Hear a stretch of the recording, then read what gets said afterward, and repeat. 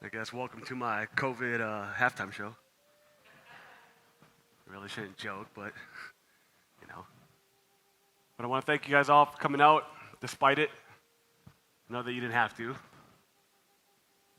I really hope that everybody's healthy and that it stays that way.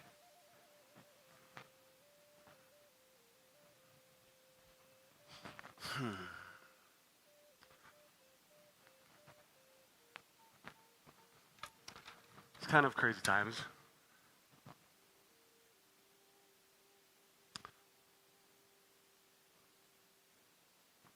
Give me a second here.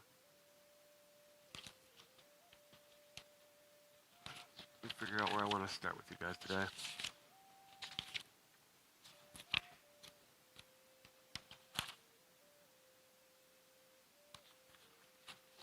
I guess we just will. For those of you guys that do not know me, my name is Cliff Cherrier. And this is my second time speaking here at Lake Harriet Spiritual Community, and it's actually my second time speaking ever. So you kind of have to bear with me as I attempt to get this right and work out these nervous jitters. Last week I read a quote on a coffee mug, and it said, "Life begins at the end of your comfort zone." So this is me just trying to attempt to get comfortable being uncomfortable. This is my 41st year on this planet. I actually turned 40 here in November, 41st winter. Sounds kind of alien when I say it that way, but maybe in a sense we kind of are. Because ever since I was a little boy, my interpretation of the world has always been a little different from, I guess, what would be considered traditional beliefs, at least here in our modern society. To me, things just aren't always as they seem. And it's often that my versions of events are either deemed impossible or imagined. But it is based on my experiences that there are certain truths that are as real to me as you guys sitting here, right now. But to be honest with you, my travels down the rabbit hole have even raised the question asking exactly how real is any of this? I don't know. Maybe I'm crazy. Maybe I'm delusional. But maybe I'm not. All three of those questions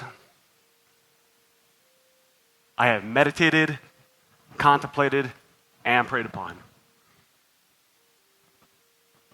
And the only answer that I ever seem to get back is that they are simply just my truths. And that there are certain truths that can be as unique to an individual as their purpose and place here in this universe. And that perhaps simultaneously, that everything and nothing is absolute. Are we here? Or are we here? Are we this? Or are we all of this?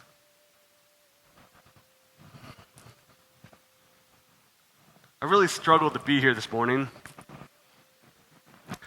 and to keep my speaking commitment because I didn't know what to say. People and things have been competing for your attention for most of, if not your entire life. But here you are, just willingly giving it to me. And I appreciate it. And I receive it with a lot of gratitude, but also with a lot of responsibility. Because I want to try to make sure that I can give you guys something of value in return. But the problem is, unlike other speakers, I have nothing to teach. I am no teacher. To me, you and I are just one and the same.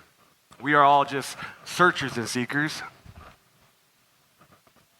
And actually, the more that I learn and the more that I discover, the more that I realize that I really don't know anything. So what I decided to do was simply just share this space. Share these particular unduplicatable moments. And that hopefully on a vibratory level that we can bridge a connection. I just want my words to be like strums of a guitar. You may not get my whole song, and you may not feel every note. But my intentions are to strike a chord in you so that perhaps we could play harmoniously together, even if it's just for a moment. That way, when we part ways and we continue on our journeys, that this connection will allow us to take a piece of one another's truths back with us into our own individual worlds. And the more connections that we establish, the more that we add to the collective mind. And the more of us that tap into this universal presence where this collective mind resides, the more opportunity that we have to alleviate suffering. Not only within ourselves, but more importantly, within the lives of others. So that's my plan. That work for you guys? All right, okay.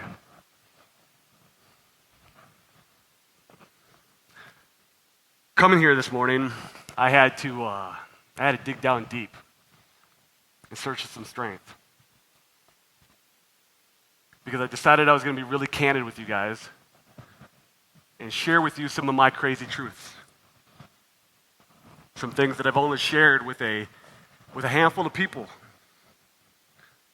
And I was unsure how it was going to be received. Earlier in the week, I shared this event on Facebook. It's kind of a big step for me. I actually got some nice feedback back. But I did get a private message from somebody that was congratulating me on being an aspiring spiritual cult leader. And he was comparing me to David Koch out of Waco.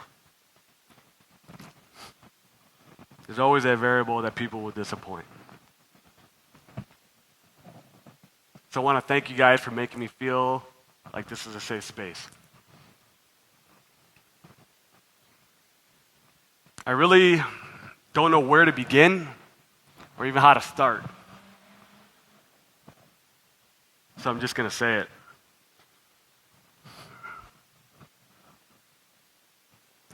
I communicate with something.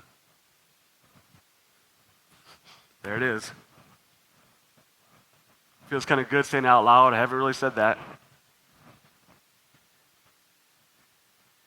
I do it through my being, through my mind, but it's not in my head. I can feel it. And I can hear it. But I cannot see it.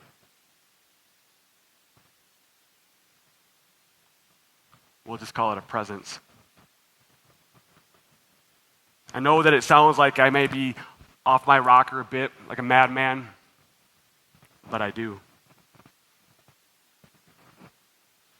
I'm going to avoid going into details because I know that I would need several more hours to do so. But what I will add is that it has no name. But it has told me it has gone by many names. It's identified itself as mother. But it is not female, nor is it male. At least in the way that we understand and define gender. I believe it to be more symbolic. Like, from one thing comes another. It has no form. I take that back. It's represented itself to me in the form of a spiral, which has a lot of different meanings. But an easy one is that it that it has no beginning and it has no end.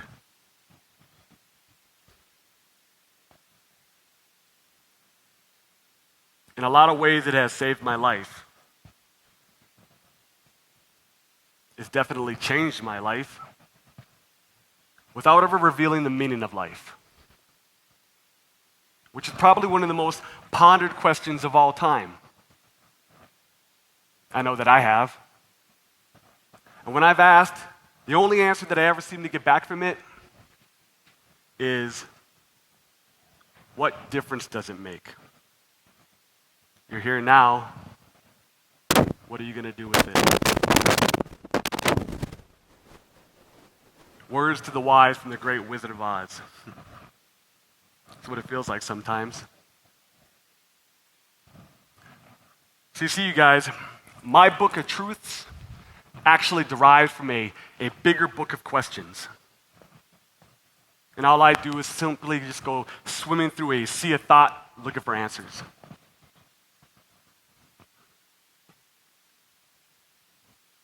But I have a question for you. What is it that you want?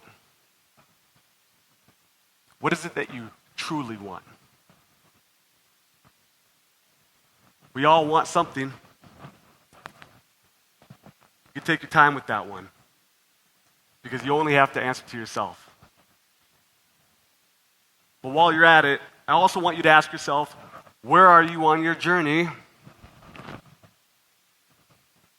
Where are you going? Religion, spirituality, atheism, metaphysics, science. There's truth in them all, because there's truth in us all. But what we do with those truths, now that is a question that is worth swimming for an answer.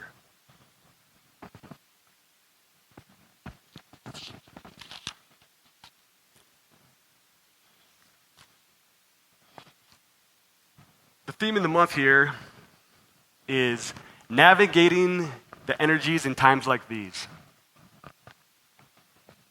All of those beliefs that I just rattled off are actually, for the most part, all in agreement that everything is energy. Everything.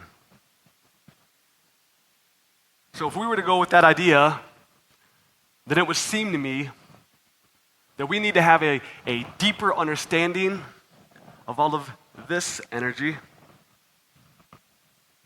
That way we can have a better understanding of what our relationship is with all the different energies. That presence, it once told me that there is no such thing as good, bad, light, dark, positive, negative, evil energies. That those are just labels that we gave them to help us differentiate them. But instead, they all are just a bunch of different energies. And from that perspective, and through that lens, I actually find it a little bit more empowering. Because if it is different to me, then I am different to it. And then the playing field is level. But what are the possibilities of our own energies? That is another question that I hunt for an answer to.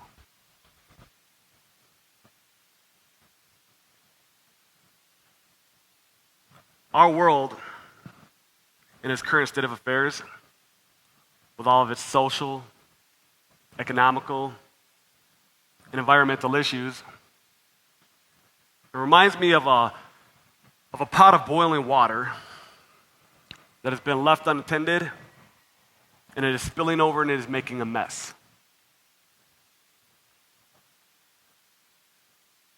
What causes water to boil? What's the transfer of energy between two elements? It's not always a good thing or a bad thing. It's just in the different ways that it's managed that produces different results.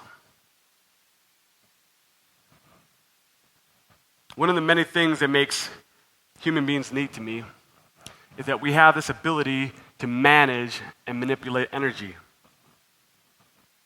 You don't have to be a physicist to do it.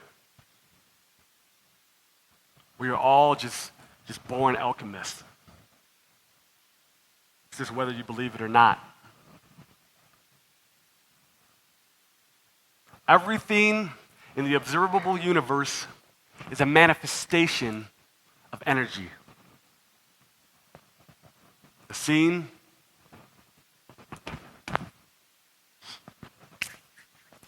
and that unseen. Our in-breath and our out-breath. But the energies that seem to require more management are our thoughts and our emotions. But what is managing the manager? Another good question.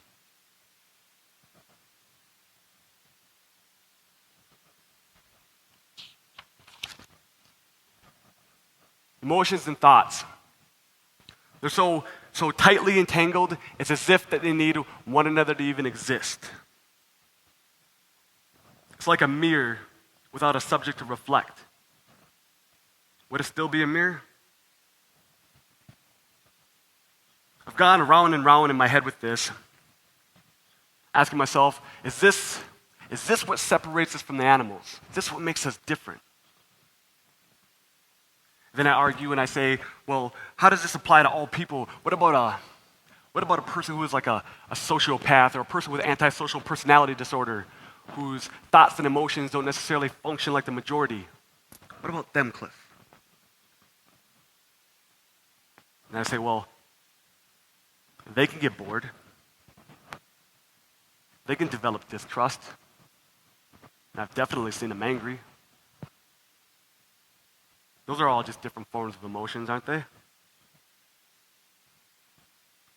So my conclusion is that it's just different strokes for different folks. What emotion means, literally, is energy in motion. Emotion. Transient energy. It's always on the move. And thoughts can create emotions. And emotions can create thoughts. And then from there, they continue their transient migration and transformation, and they can turn into moods, attitudes, temperaments, personalities, and then it can change into physicalities, which then turn into our realities.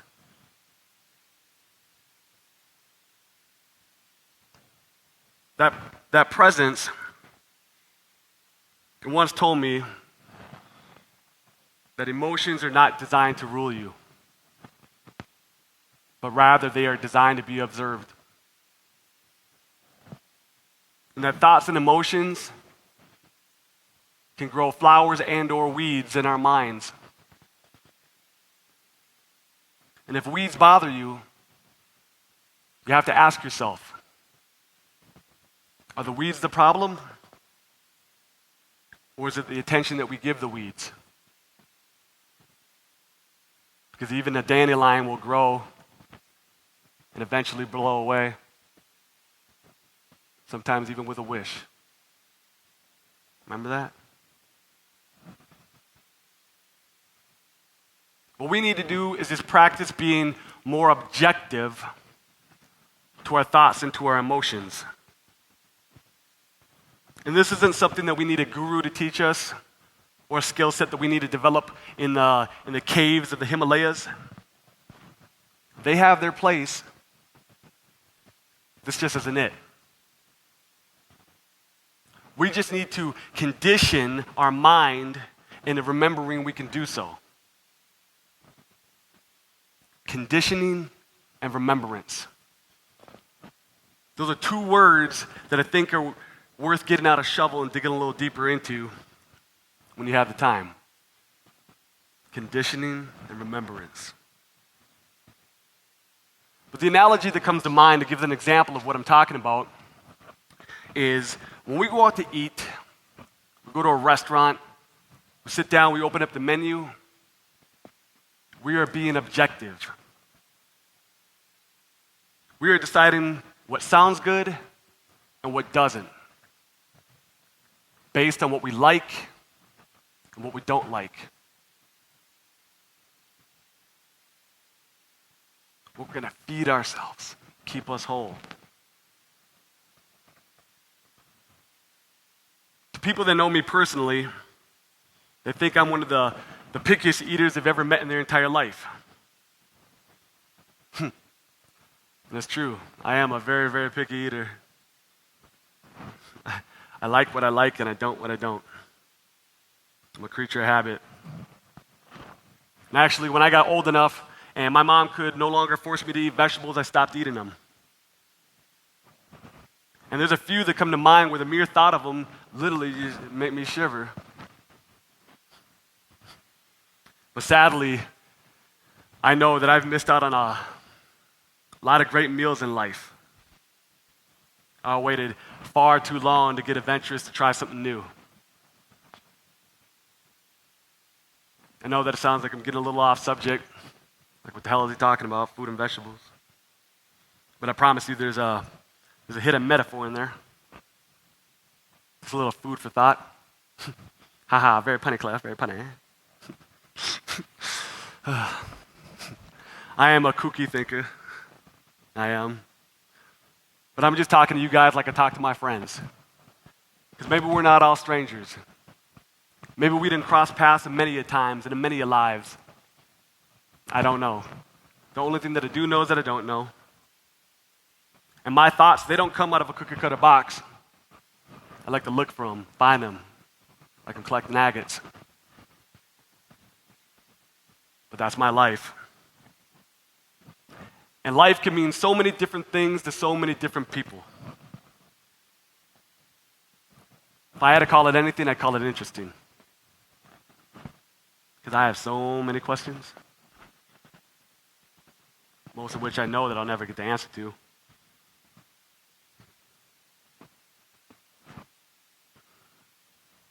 A few years back, I randomly made a new friend. Actually, just around the corner from here, at the farmer's market. She was a vendor there. Me and her, we just hit it off. Her name is Brooke. Brooke the Wook. She was a wonderful human being, and I enjoyed her very, very much.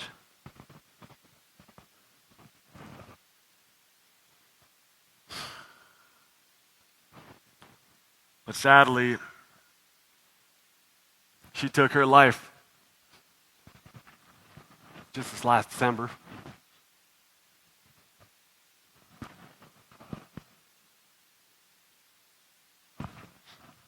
But shortly before she did, she shared with me her final college thesis. It was something she was really proud of. She was a recent grad of the University of Minnesota. And what it was about was her hopes and her vision for a peaceful and utopian society. And her planned contributions to see it achieved and help it come to fruition.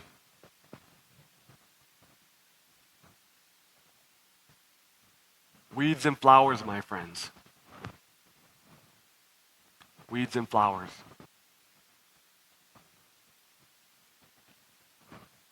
Life and death, they go hand in hand.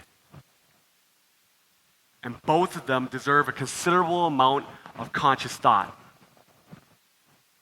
Because if we can forget that we are dying, then we also can forget that we are living.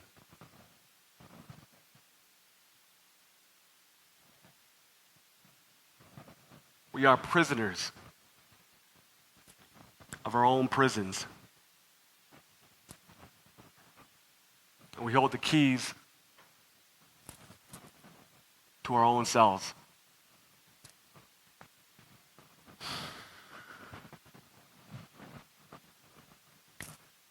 I am the captain of my ship, master of my domain. I am the captain of my ship, master of my domain.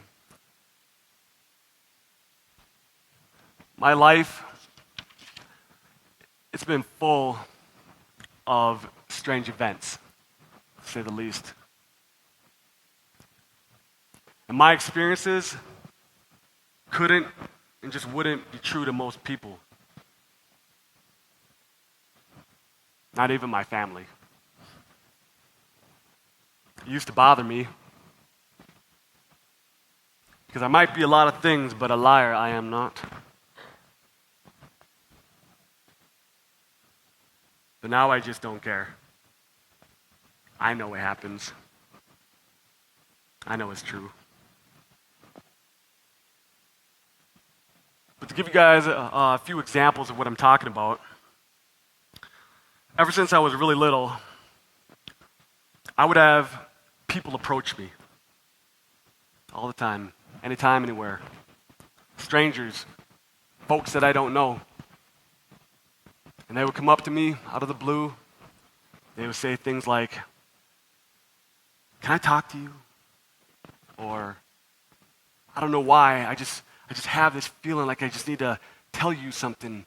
I need to share this with you. I've never felt like this way before. Can I just have a minute of your time?"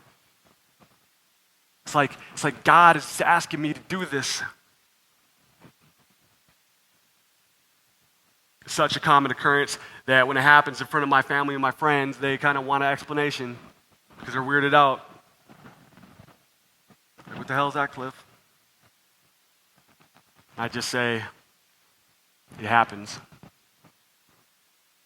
Because A, they wouldn't believe me, or B, they just wouldn't understand. I get all types of different messages, some really wild ones. I get trinkets, books, gifts, hugs, prayers, stares, whispers, all types of things. It's like something just comes over these people. It's like a friendly possession that only lasts for a couple of minutes. Eventually, I nickname them, and I call them the wisdom keepers.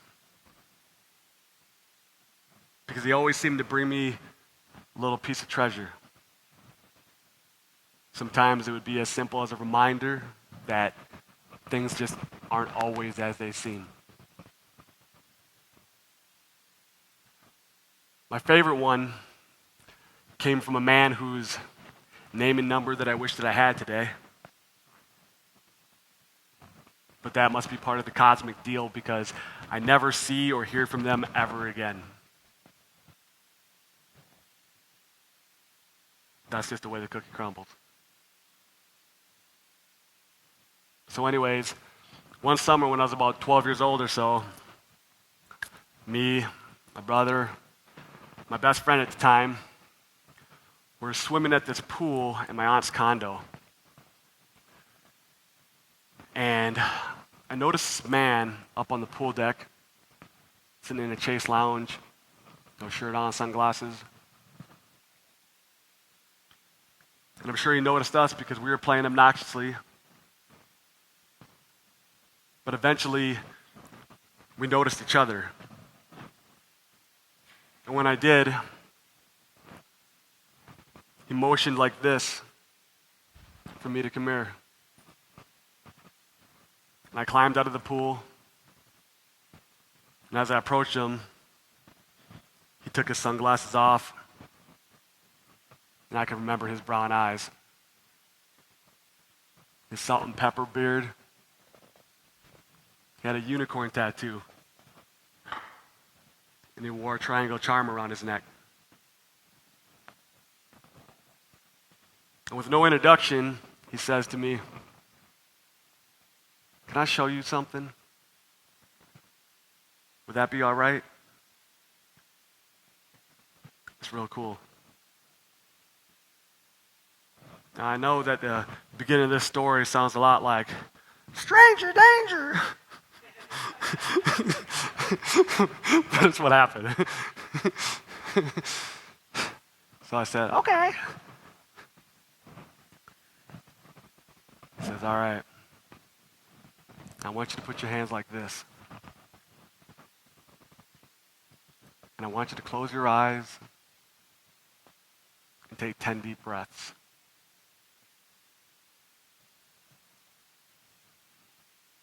And he said, I want you to repeat after me, just like this.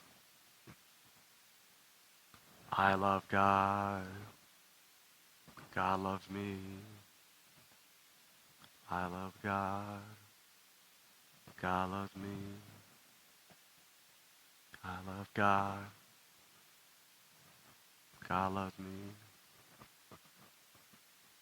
He had me repeat that several more times.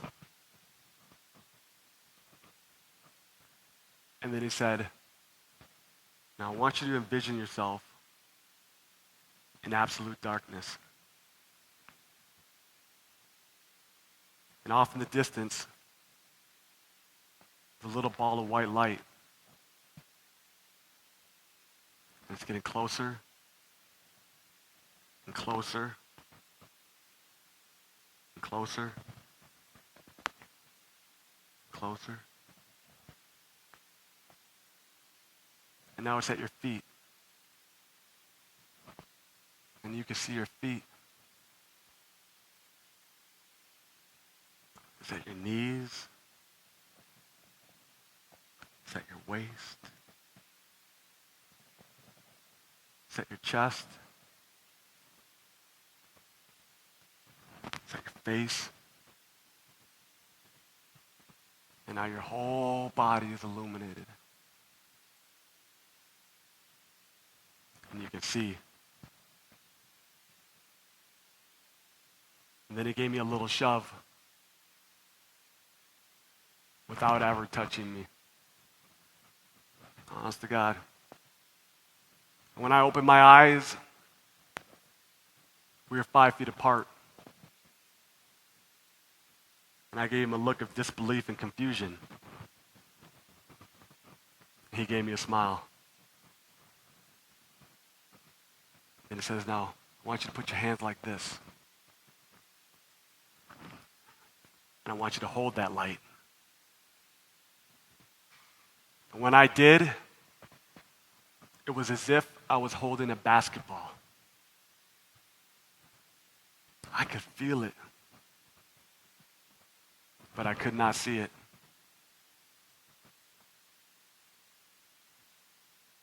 He then picked up his towel, put his sunglasses on, and he said, have fun.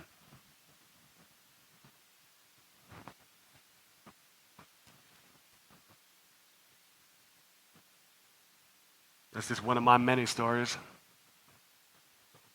but by far one of my favorite memories. Over the years, I got more familiar with that light, and I tried to teach and show others. But of course, they didn't believe me. That stuff's not real. So then I would try to prove it to them by doing some tricks and some other things that I had learned. But that too was met with skepticism, because I was tricking them. Then I decided I would try to show the devout religious folks. They would believe me, right? No. They had told me that I had conjured a demon, that I better repent. Couldn't win.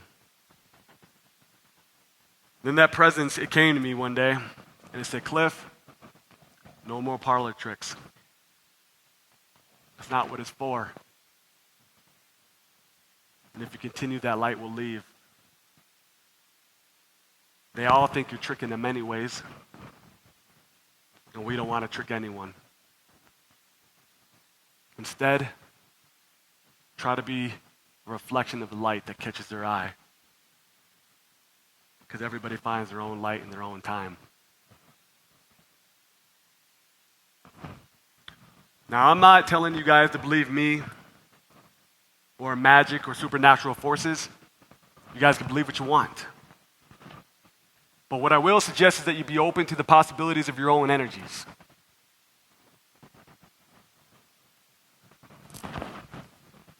So where is God in all of this? The better question is, where isn't God in all of this? I don't talk God very often because I believe, for the most part, everybody already has a pretty good preconceived idea of what God is to them.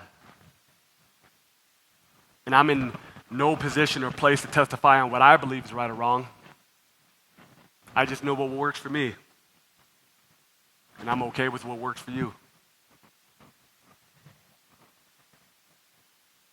But what I will say is that I believe that God created each and every single one of us on purpose and with a purpose.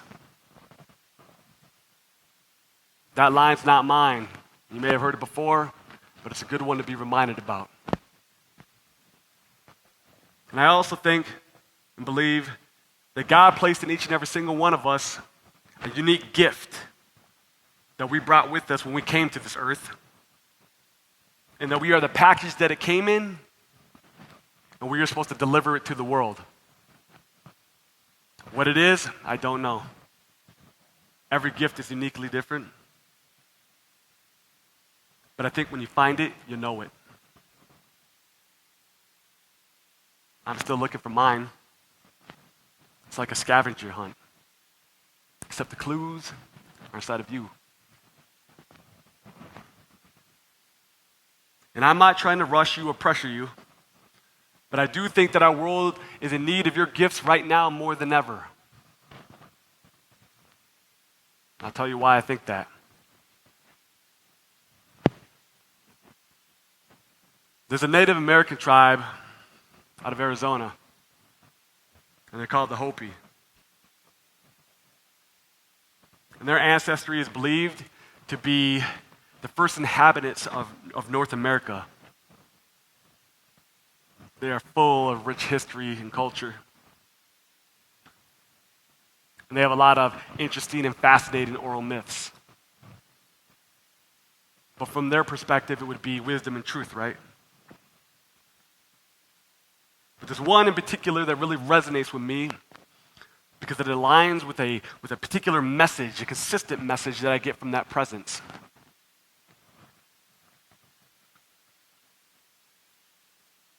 And how the story goes, in a nutshell, it says that humans and the earth have lived, existed, and transitioned into several different world cycles. And we are presently residing in the fourth world cycle. And just like the previous three, we are reaching the end of this particular world cycle. The warning signs and the indicators of this particular time have been prophesized for generations, if not thousands of years, and been passed down orally ever since.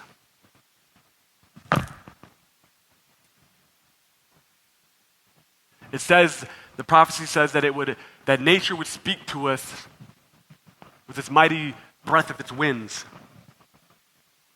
And that with earthquakes, floods, great disasters, disappearance of wildlife, changes in season and in weather, and famine and plague in different forms. And that there would be corruption and confusion amongst our world leaders, and that war would follow. And that by ignoring the devastating damage that we've inflicted upon our Earth Mother, whether it be because of our blindness, deafness, or ignorance, it has still resulted in our disconnect and our divorce from the natural world. And a new marriage to a manufactured and synthetic reality. But this isn't the end of times. This is the end of a time. And the beginning of a new time, a new era, the birth of a new cycle, It is the emergence of the fifth and final world. And the prophecy continues with one more. And it says, when the earth is ravaged and the animals are dying, that a new tribe of people shall come unto the earth. And they shall be from many colors, creeds, and classes. And who by their actions and by their deeds shall make the earth green again. And they shall be known as the warriors of the rainbow. This is a time of purification and rejuvenation. Restore balance to an unbalanced world. Remove the power from the ones who hold it with a wicked heart. And destroy the ideologies which have poisoned the minds of many and have separated us and have promoted the disgusting and discriminatory and hate-fueled behavior which has been shamefully imposed upon others. And we need to replace it with many voices that speak in synchronicity, that echo in singularity, that celebrates all of the God-given differences within us all. It is the emergence of the fifth world, ushered in with the help of the warriors of the rainbow. And I can feel it. And I can hear it. Sadly, this time I can see it. This bears a familiar resemblance to my friend Brooks' college thesis. It's amazing to me how the spiral brings everything back around into view. So I will ask you guys again. Where are you on your journey? And where are you going? My only suggestion is that you don't look back. And don't go this way because we grow this way. We expand with the universe like our lungs expand with breath. And don't wait around looking for windows of opportunity because we are all skeleton keys that open different doors of wonders. You are packed with everything that you need, equipped with the tools to be objective to your thoughts and to your emotions, and with the strength to tear down any walls of conditioning. And with a map that will guide you down the road of remembrance. But here are a few reminders to help jog your memory. There is power inside of you, glory inside of you, eternity inside of you, divinity inside of you, magic inside of you, perfection inside of you, love inside of you. And like I told you earlier, there's a gift inside of you, and you owe it to the world. It is not yours to keep, so don't take it with you. What is after this place? Is it a deathless death? I don't know. The only thing that I do know is that life is worth living, truly living, because you're here now,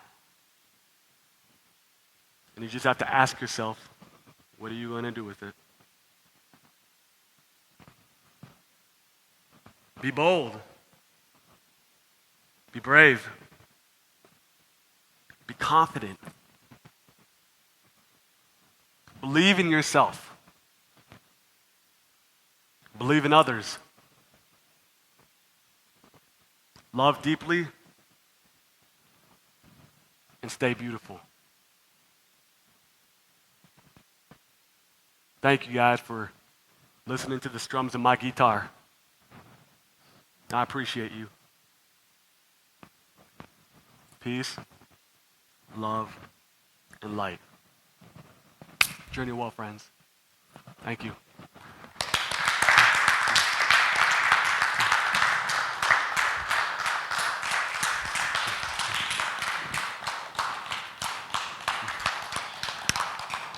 I had some music for you guys. We're going to jam a little bit, but internet issues. Take time now and think about what you got. Oh, heck yeah. Inside, draw the surface. He figured it out. Can be certain, my friends, we got a lot.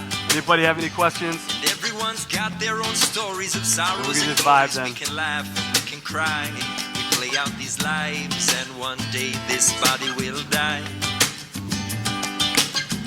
And I may never know exactly what you go through. I may never know just exactly what you go through. What was the question? But there's one thing I'll always share with you. I'll share with you. I'll share with you, yes. You are always loved. You are His question was there a specific time or an event where that presence came to me? Yes and no.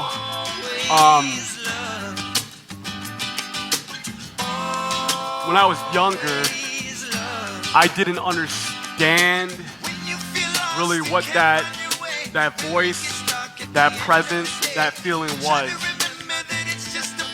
I would just kind of get lost in like a daydream, listening to it.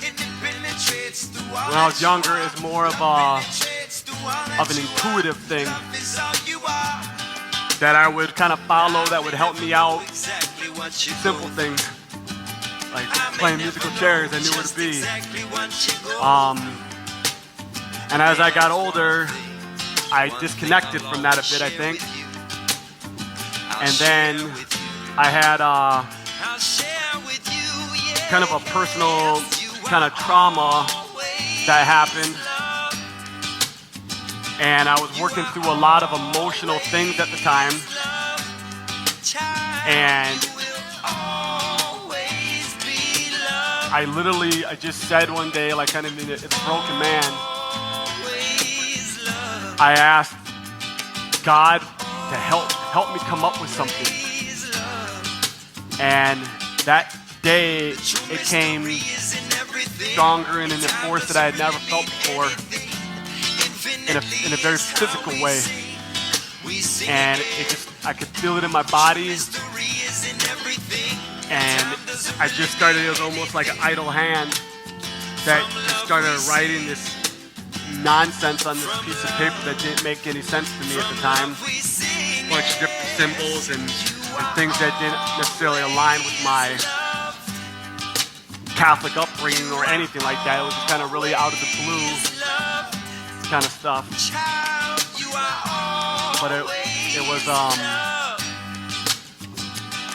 something that I realized is always there, but came barreling in when I needed it most. I guess it makes the most sense. Yes.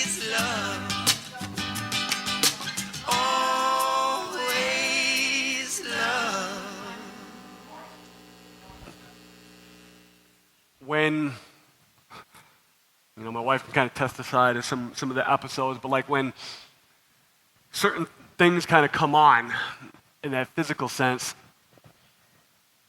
it's something that doesn't necessarily happen to you. I think it has the ability to happen to everybody, but it's not normal to a lot of people. And I did have to question myself in my own kind of sanity sometimes, where like, is it normal to be sitting here talking to a book that you've just written that you don't understand for hours, and these voices that you hear that are telling me these beautiful things, but they seem like to come out of nowhere. Thoughts and things that I had never even thought about before. They were never in my realm of perception. And I I went and talked with pastors and priests, and I saw my doctor, and that was a mistake.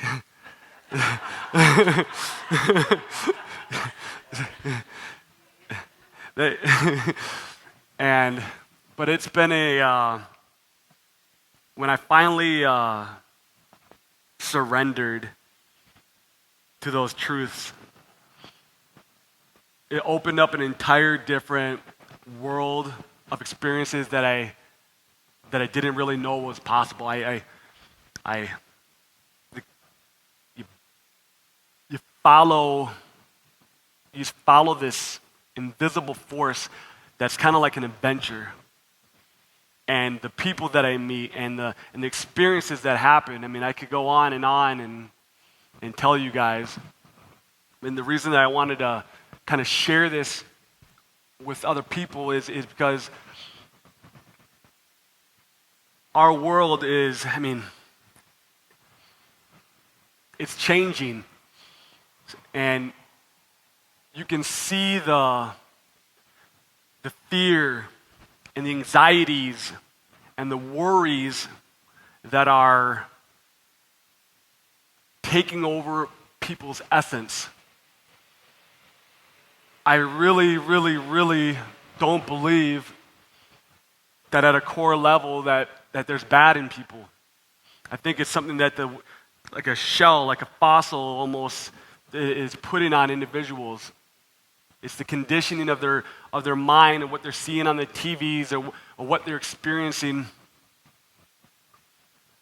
But if enough of us continue to keep that candle burning inside of us and continue to be that continuing domino that folds down the rest.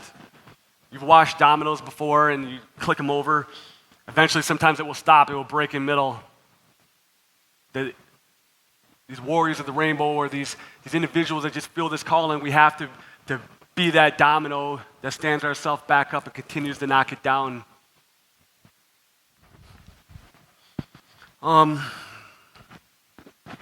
I have friends that when I tell them, I try to show them, that light that I was talking about and those things I can do. And they come up to me and they say, Cliff, will you heal me? Will you do this energy healing on me? And those are things that I'm not very experienced in. Those are things that, to me, and they sound kind of cliche to me, similar to you, like there's a wall there, because it's something that I've never studied. It's something that I've never read about.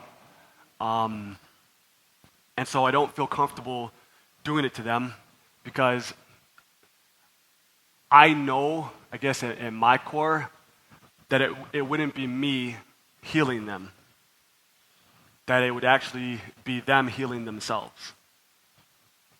And what I ask them, instead of, people always are looking for that outward experience. That's the way our eyes face forward. It's the way life, through time, we think that it's linear. But it's all inside. And so it's not so much a path ahead. It's a path inward, and get into those certain truths within yourself. And I wish that I had a clear-cut path to tell people or anything, but I know the only thing that's ever worked for me is just going backwards. Talking about that spiral. You look at a spiral from one direction, you think you're looking at the beginning, but it also can go the other direction, and it's this infiniteness, it's this entanglement, it's this twistedness that's inside of us. But having those challenging conversations with you, even as an intellectual, of what is consciousness, what is that essence? Everybody has their own beliefs. Maybe it'd be heaven, maybe it'd be reincarnation or incarnation, past lives, guys like me that perhaps think none of this is actually real, that it's all in my head. But reality is not exactly what I mean by real. I mean, obviously we're all here, but the only suggestion that I have is that is to dig deeper and ask those questions, because I believe that there is a universal presence that has these answers to hear.